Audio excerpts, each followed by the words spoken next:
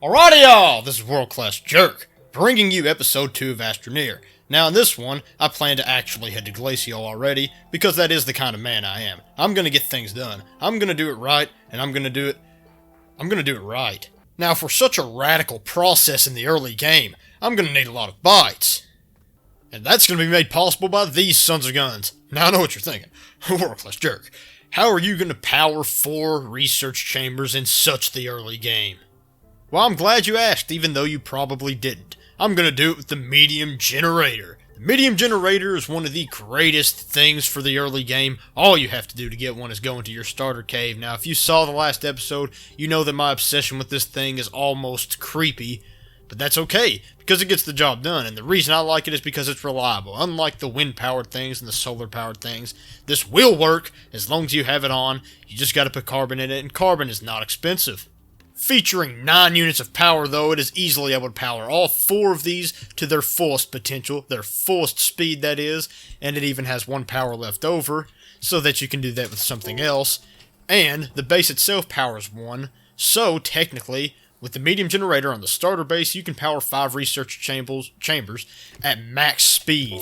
Now, of course, I'm going to take this to the next level because that's just how I am. And also, carbon's extremely cheap. I recommend that you use the research chambers right off the bat, as long as you have a medium generator because it's so powerful. And also, there's this thing, which is obviously it automates the process of refueling the generator, which is good if you want to go back and forth doing other things while your research chambers are running.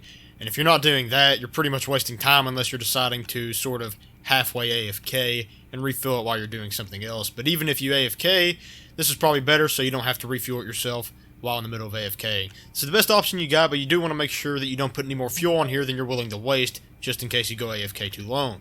But now all these are finished, and that probably took about 10 minutes, and just like that I got 2,000 bytes. Much easier than anything else I could think of in the beginning game, as long as you have a medium generator. I cannot stress this enough, it is one of the greatest things for the early game.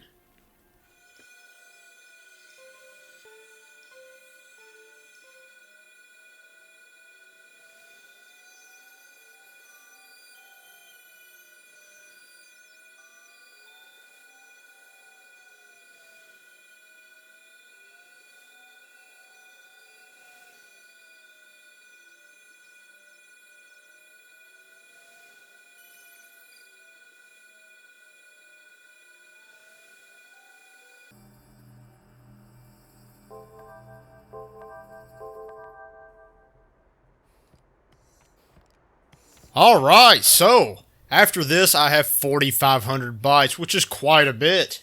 Now at this point, depending on what you're doing, of course I'm going to Glacio, you just go through here and you start buying things like you're the richest person alive.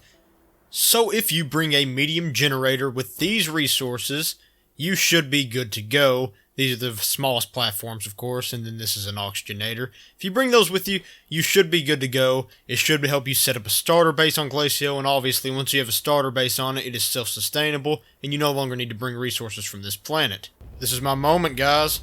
One small step for man. I don't know the rest.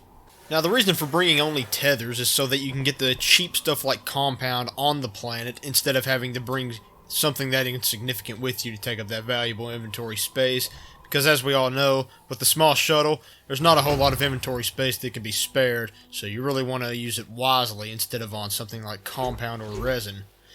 So once you have an oxygenator and a soil centrifuge on Glacio, obviously with the power source, you have one basically, because you can expand as far as you want, because you can make tethers out of just soil, which is everywhere, and the oxygenator obviously allows you to use those tethers. So at that point, you can continue to expand your base from Glacio instead of bringing things to Glacio. So remember, when making a starter base on any other planet, the soil centrifuge is the go. That being said, if you're doing the medium generator like me, you also want to get a smelter as soon as possible too, so that you can replenish your carbon before it runs out. But if you bring enough, it shouldn't be a big deal. Like in my case, I'm definitely not going to be running out, but I have to get the smelter in time to make sure that I don't in the long run.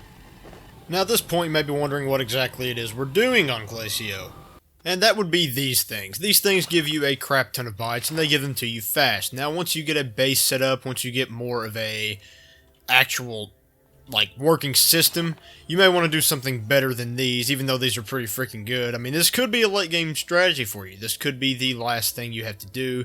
But if you want extreme efficiency, there actually are better ways, but we'll get into that in another episode maybe, or maybe we won't, I don't know. Point being, you can really stack up on bytes with this thing. I mean, I have a backpack full of tethers is what I started with. You can literally still see the entrance from here. Okay, I thought you could see the entrance from here. It's not very far. It's a stack of tethers away about, and I've already got 3k bytes when I had essentially 0 before. Now, I recommend you do a backpack full of tethers for a first run, and yes, the best part about these is that they do respawn, so if you want to do one line of tethers using 8 stacks of tethers, then you can just keep reusing that as long as you don't care about getting bytes any faster than what a 8 stacks of tethers would do for you. Also, if you find these boxes and an explosive, you do want to use it on the box, because this is how you get exo chips, which are very useful for a lot of things that are actually very good in this game. So from this run, I got 15,000 bytes, which is an absolute crap ton. Exo chip. Excellent. By the way, these are, because it's mostly like late game items these are for. I mean, I'm not the expert on it, I know almost nothing, but I have noticed that, yes, a lot of late game items such as the large rover and large shuttle, I believe, they like exo chips. I got 2, so I could either make a large rover or a large shuttle, which is definitely good for a first trip to Glacio. I sort of ran into the items I needed for that. Definitely collect those as much as you can, because you will appreciate it in the long run. Anyways, that's going to have to do it for this one. Always remember to like and subscribe, or I will steal all your exo chips. Not funny, okay. But yes, feel free to leave suggestions in the comments. I'll most likely follow them, because why wouldn't I? And be sure to tune into the next one, because the World Class Jerk experience is the only experience that is worth your time. Goodbye.